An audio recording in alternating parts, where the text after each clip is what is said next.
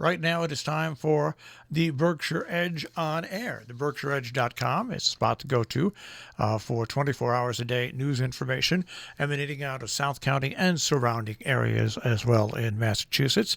And we welcome in Marcy and David on Wednesday mornings. Good morning, guys. Good morning. Just a minute. We're both here, but only one of us has a phone. Hold on one second. That's okay. Here we go. Now the other one will have a phone. Here. Good morning. Good morning. Good morning, David. David, are you there? I think somehow David hung up on us. Oh. I can hear you, Marcy. Yeah. I can hear you. David is. David. Oh, there he is. There he is. Here he is. Okay.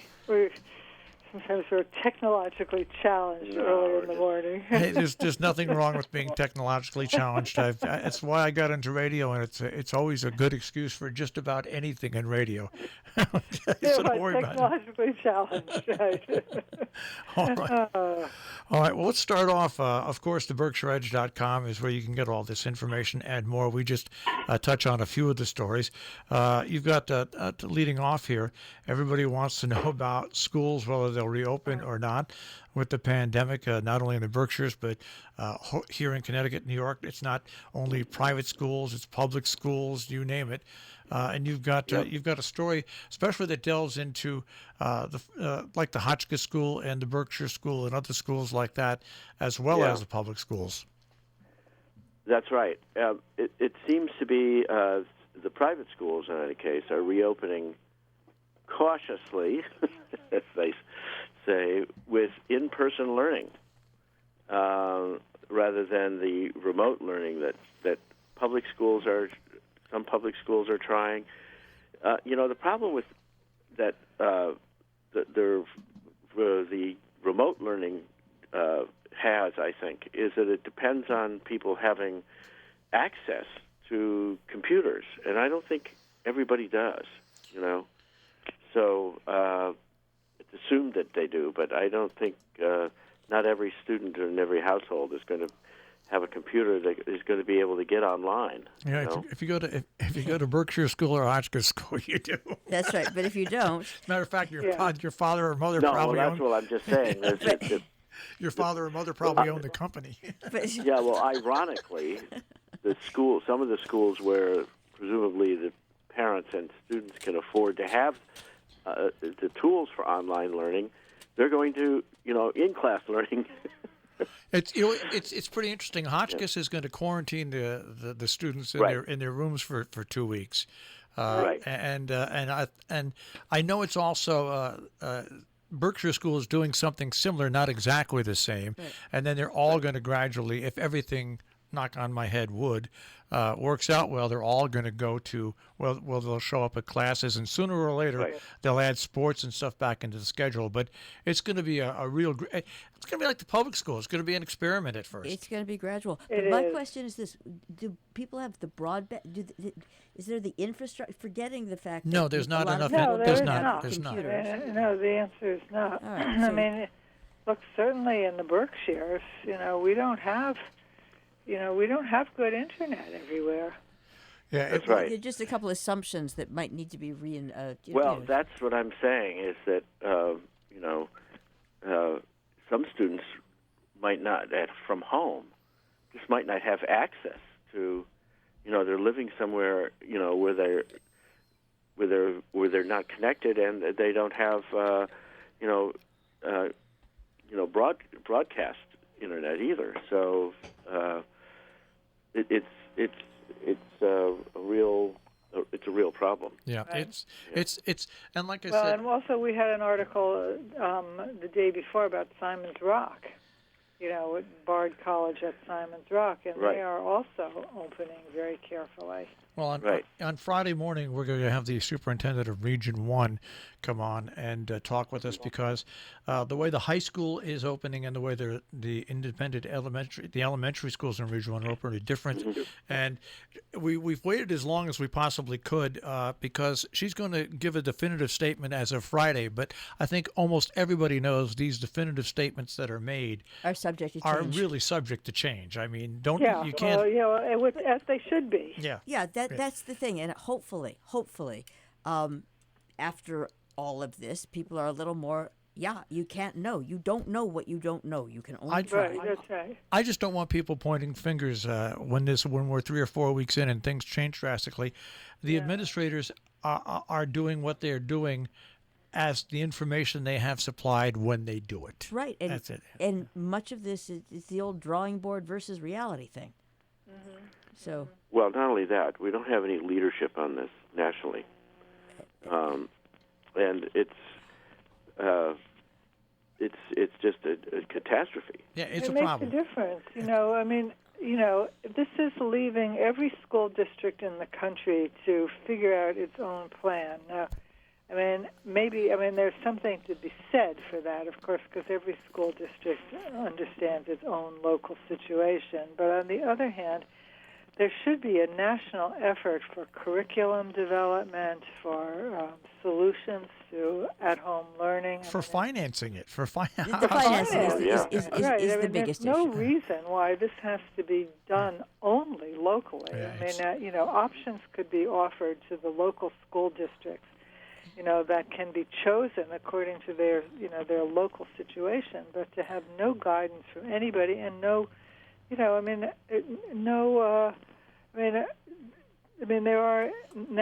are experts who could be guiding a national effort, and we don't have anything like that. Yeah. No, we're going to talk about distance learning with James Taylor because James Taylor, of course, appears at Tanglewood and Parade, but it's once again a what, David? It's a Zoom. A virtual parade. Don't mention that name. That's right. What name? Zoom? Zoom. Yes, I know. We're there's Zoom funerals now. I know. Yeah, and Zoom meetings of all sorts that I don't know if you guys attend, but we have to attend, and I find them just so frustrating. It's it's pretend being in person. It's really frustrating. And the problem is technologically people are talking over each other. And that's the whole thing. Some people have headsets. Some people are using the computer with their speakers on. Some people are even joining in via telephone. And you have so many different formats mixed into one. It's sometimes you just can't hear it. You have to turn it off. It's just that bad. Plus, it's the Brady Bunch. Yeah. Yeah, with all the video. What prompted this was that Tanglewood has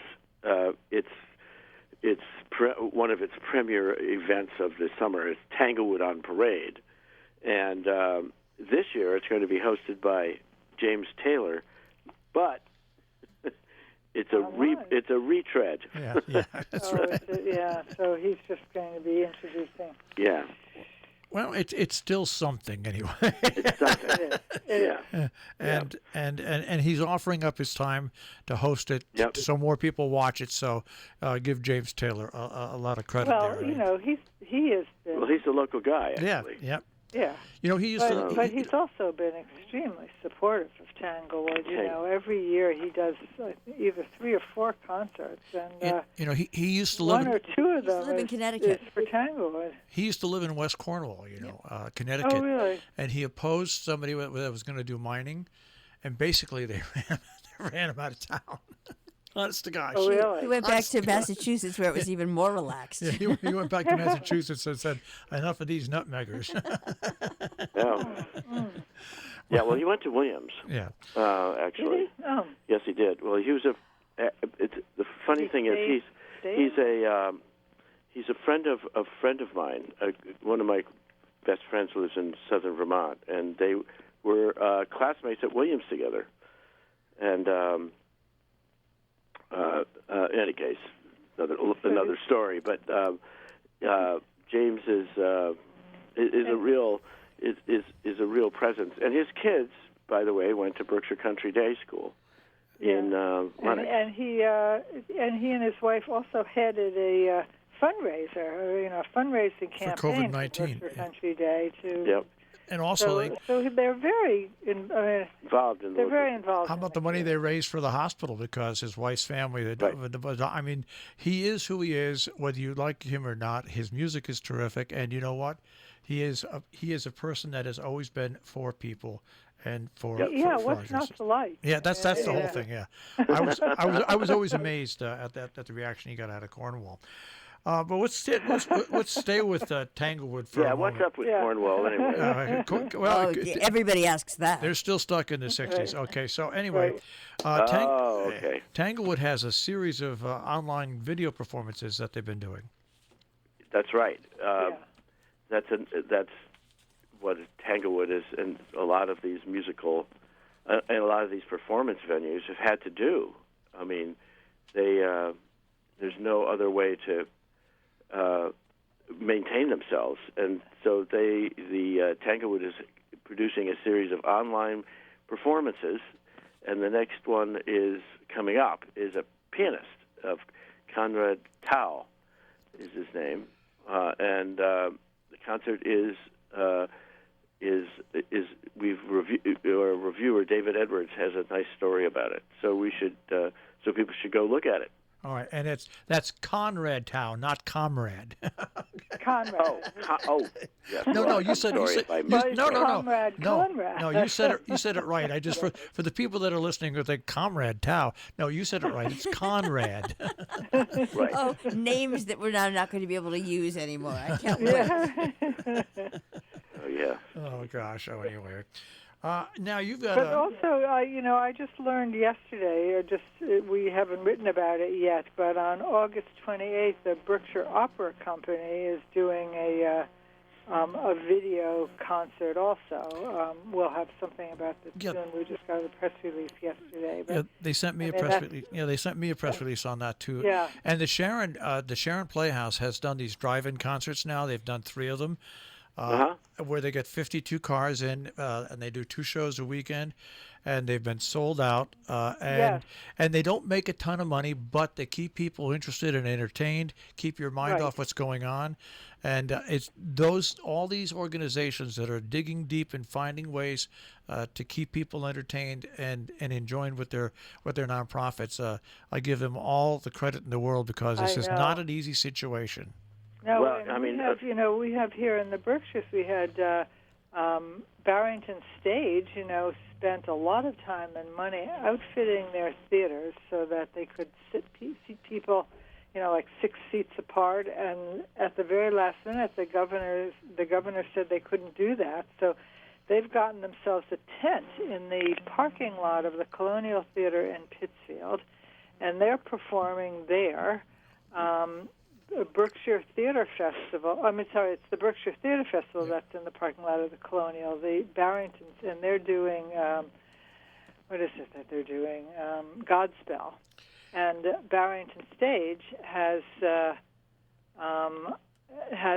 another tent in Pittsfield, and they're doing a variety of performances this summer, and they are sold out too. And there are drive-in movies on the grounds of Shakespeare and Company in partnership with the Berkshire International Film Festival, and at Bard College at Simon's Rock, the Mahawi Theater in Great Barrington is doing drive-ins on the weekend, drive-in movies. So, people have become very creative, and it's really wonderful. And the other thing is that in downtown Great Barrington, there are now 2 major locations where we have kind of these food courts. Yep.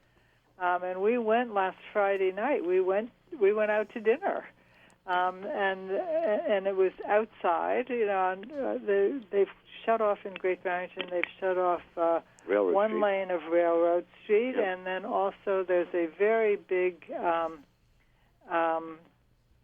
parking lot outside of the triplex movie theater in Great Barrington, and that is all filled with tables from a variety of different restaurants. And the town is packed on the weekends. I mean, people are so eager to go out. And you know what? All these things that these people are doing is not because of the expense and setting them up and everything like that. They're not making a ton of money, They're not. but No. they are keeping active and they are keeping the public involved. And They are. it's just a very smart thing to do. And you know what? They're not just sitting back and taking it. So congratulations to everybody who's I doing have this. great admiration for them all. Yeah. And they're, one restaurant told us, that they are 100% at 50%. Yeah, that's it. What can you do? But that is only because it's warm out. I really am very fearful about what's going to happen to all these restaurants when it starts to get cool and nobody wants to Tents sit and outside. domes. Well, let's see if climate change can kick in for just one Well, week. you know what? We've been lucky this summer. It's been rather dry. Yeah. Yeah. So, Even But though, it's cold today. well, you guys have been lucky up there. We've had tornadoes and tropical storms. Right. Yeah, So, you have. Well, we did. it's been a little. But let's just stick with for a moment instead of being fearful. Let's stick with necessity as the mother of invention and see what these guys come up And with. they're doing a great job. Yes. Right. Now, this is an interesting story because I always think it's great to take national and international things and bring them down to the local level.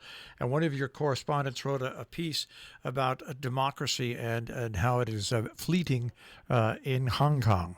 Yes, he was there, right. Yeah, he was there.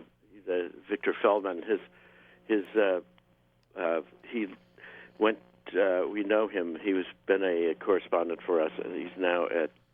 Well, he started with us in high school. He was started a high with school yes, intern. He was a high school intern. And now he's a college graduate, and he's a very bright and interesting young man. Right. And he's written a fascinating look at the protests in Hong Kong. It's a really interesting look from which we don't. You're right. Yeah, from an American perspective, we don't, of course, cover that, except that he just happened to be there. Well, but it does. It ties down into what's going on in Hong Kong. Ties down into anybody who's interested in seeing democracy and then seeing non-democracies and seeing and understanding what the Chinese promised years ago and what just about 99.9% of the people thought they would deliver, which was beg out of that situation a lot earlier. So it does tie down to the local level. It really does, because Hong Kong is a very important financial piece to China, always has been, and now always will be. And now it's going to be interesting to see their next stop on Taiwan, to see what happens with that, seeing as they've managed to do this with Hong Kong. Well, Taiwan is a separate country now. Well, yes. Chinese don't think No, so. but it's not. I mean, it's not. It doesn't have the relationship with. True. Everything. When People's was this Republic, supposed to happen? 2050. Yeah. So, but Yeah. Anyway, it's anyways, it's a great story because I think local people should be aware of international and national things, especially. Well, I think there's also the other issue is that the democracy seems to be at risk right now, general, around the world, and this is one example of it. Yeah. We're facing it here. Yeah, it is a rocky period in this country. It is a rocky period for democracy throughout the world. There's no doubt about it. It.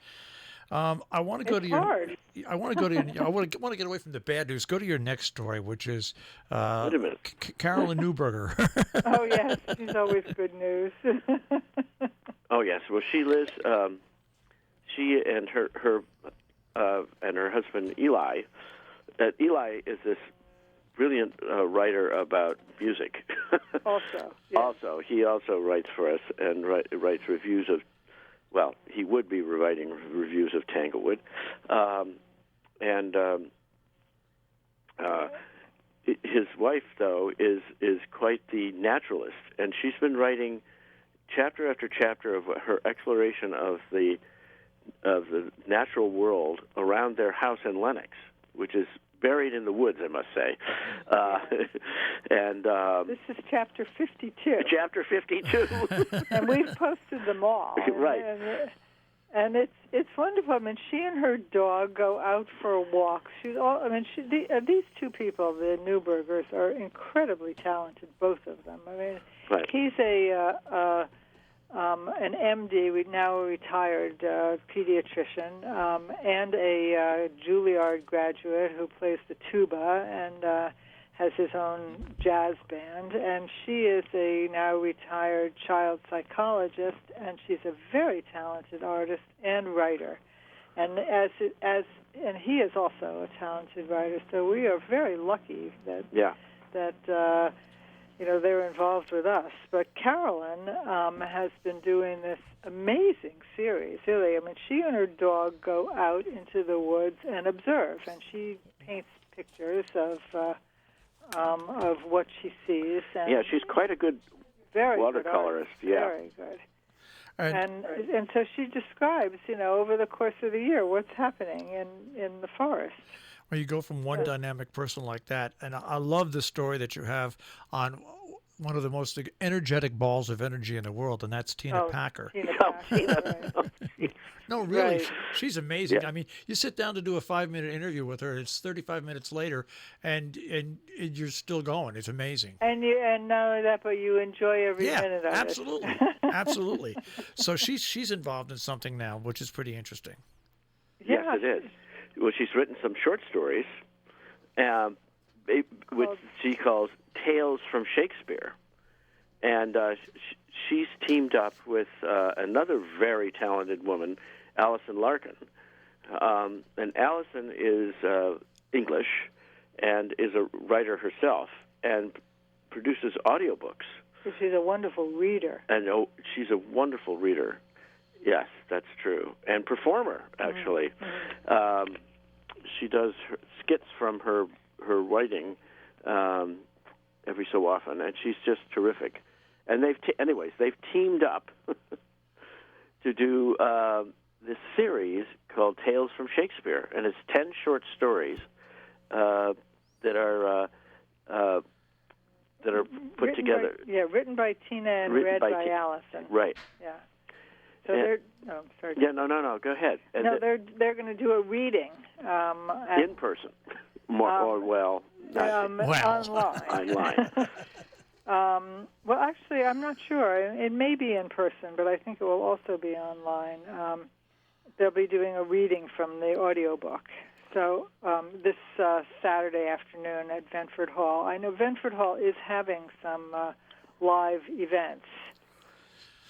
Well, people can just by check. By the way, I should also say that we are about to launch a whole slew of new articles in the Berkshire Edge online magazine. I mean, this afternoon we will be posting updates on 13 towns including Salisbury, Connecticut, and what's happening, what's open, what things there are to do in each one of these towns. So, that should be very helpful to people here to know what's happening in different institutions and what you can still do, even though we have rules now. Well, the BerkshireEdge.com is the location, and of course, that's where you'll find not only what we've just been talking about, but lots of other stories that involve, South County, but all of the tri-state region. At least 6 a day. That's exactly right. All right, guys, have a good week. We'll speak to you next week. Yeah, and you too. And stay safe down there. All right, take care. Okay, bye. Okay. That is the Berkshire Edge on air here on Robin Hood Radio. Of course, you find them, theberkshireedge.com, theberkshireedge.com.